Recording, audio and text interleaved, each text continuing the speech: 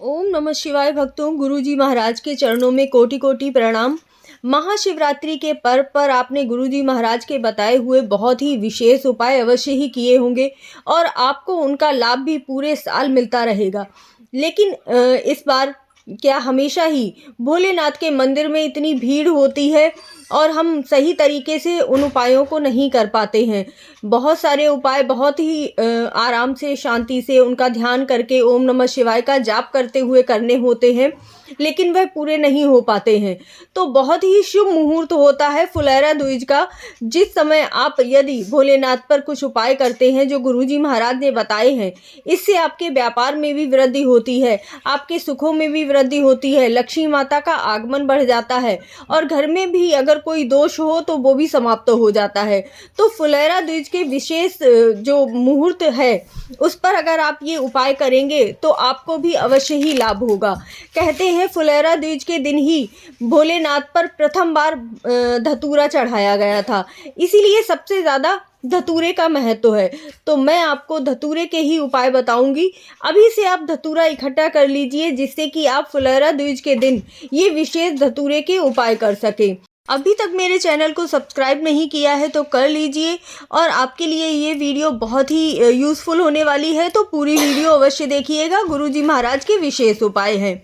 गुरुजी महाराज कहते हैं कि इस दिन आप यदि कोई भी नया कार्य शुरू करते हैं, कोई व्यापार शुरू करते हैं, तो वह व्यापार आपका कभी भी ठप नहीं पड़ सकता है, बढ़ता ही जाएगा और लक्ष्मी माता की कृपा हमेशा ही बनी रहेगी। इस दिन आप कोई भी दान कीजिए, पुण्य कीजिए, कीर्तन कीजिए, सत्कर्म कीजिए, उसका फल आपको जन्मों जन्म तक मिलने वाला है। इतना ज़्यादा महत्व है फुलेरा दूज का, जो भी मिलता है वह बढ़ चढ़कर ही मिलता है। कहते हैं इस दिन भोलेनाथ पर प्रथम बार धतूरा चढ़ाया गया था, इसीलिए विशेष रूप से धतूरे के उपाय ही बताऊंगी। पांचवा उपाय बहुत ही ज़्यादा स्पेशल है, तो बहुत ध्यान से सुनिएगा। तो पहला उपाय सुनिए। आपको धतूरे का पेड़ कहीं मिल जाए तो उसकी जड़ को लेकर आ जाइएगा। जड़ को अच्छी तरह से धो लेना है। धोने के बाद उसे किसी पत्थर पर घिस लीजिए। उसके बाद उसे 1 लोटा जल में मिश्रित कर लीजिए।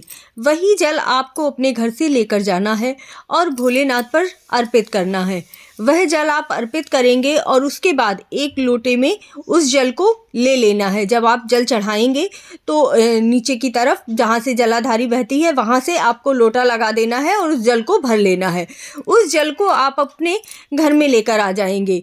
कैसा भी श्वास संबंधी परेशानी हो, दमा हो या कोई भी बीमारी हो, इस जल को यदि आप पिलाते हैं तो उससे श्वास संबंधी जो भी रोग हैं वह दूर हो जाते हैं। गुरुजी महाराज तो यहाँ तक कहते हैं कि अगर 1 धतूरा और 5 बेलपत्र नंदी पर चढ़ाकर आते हैं तो ऑपरेशन तक की नौबत दूर हो जाती है। तो यदि आप 1 धतूरा और 5 बेलपत्र नंदी भगवान पर और शिवजी भगवान पर अवश्य ही चढ़ाकर आइएगा इस दिन। तीसरा उपाय भी बहुत ध्यान से सुनिएगा, बहुत ही विशेष है। गुरुजी महाराज ने यह उपाय वैसे तो शिवरात्रि के लिए बताया था, लेकिन शिवरात्रि के दिन यदि आपने यह उपाय नहीं कर पाया है तो फुलेरा दूज के दिन अवश्य कर लीजिएगा।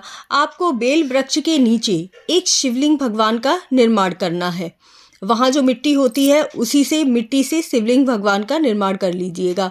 उसमें हल्दी में लपेट कर 1 धतूरा लेना है, उसे हल्दी में अच्छी तरह से लपेट लेना है और उसके बाद वह शिवलिंग भगवान पर अर्पित करनी है।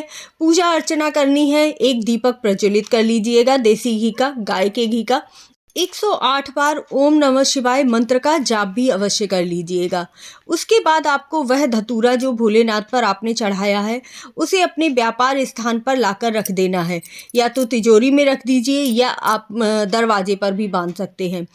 ऐसा करने से आपका व्यापार बढ़ता ही चला जाएगा, कभी उसमें किसी प्रकार की भी रुकावट नहीं आएगी। ये 3 उपाय बहुत ही विशेष थे। इसके बाद एक और उपाय जो गुरुजी महाराज ने बताया है वह भी अवश्य सुन लीजिएगा। चैनल को सब्सक्राइब कर लीजिएगा और वीडियो को पूरा देखिएगा, क्योंकि कोई उपाय अगर आप नहीं कर पाए हैं तो इन 5 में से अगर 1 उपाय भी कर लेते हैं तो आपके लिए विशेष रहेंगे।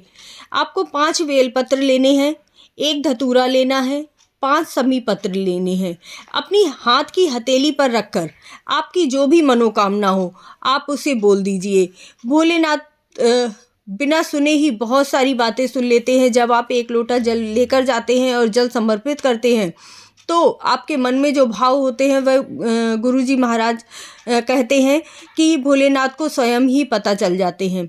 आपकी जो भी मनोकामना हो वह बोलते हुए आपको यह सारी चीज़ें, जहाँ पर अशोक सुंदरी का स्थान होता है, गुरुजी महाराज ने बहुत बार बताया है, वहाँ पर आपको समर्पित कर देना है और जो भी आपकी मनोकामना हो वह आपको बता देनी है। आपने अभी तक मेरे चैनल को सब्सक्राइब नहीं किया है तो कर लीजिए और कमेंट में ओम नमः शिवाय आप जितनी भी बार लिखेंगे आपको उतनी ही बार भोलेनाथ का आशीर्वाद प्राप्त होगा। आपके मन में अशांति है, कार्य करते हैं, काम करते हैं, लेकिन फिर भी ठीक तरह से आपका मन नहीं लगता है किसी कार्य में, तो ये एक छोटा सा उपाय, उस दिन आप फुलैरा द्विज के दिन एक सफ़ेद फूल, कहते हैं सफ़ेद फूल मन की शांति का प्रतीक होता है, इसीलिए एक सफ़ेद फूल लेकर भोलेनाथ पर अवश्य ही अर्पित कर दीजिएगा। आपके मन की अशांति समाप्त हो जाएगी, जो भी मन में दुविधा है वो समाप्त हो जाएंगी, सारी जो आपके घर में कोई दोष हो तो वो समाप्त हो जाएगा। चैनल को सब्सक्राइब कर लीजिएगा, वीडियो को लाइक अवश्य कीजिएगा और मेरी वीडियो पूरी देखने के लिए धन्यवाद।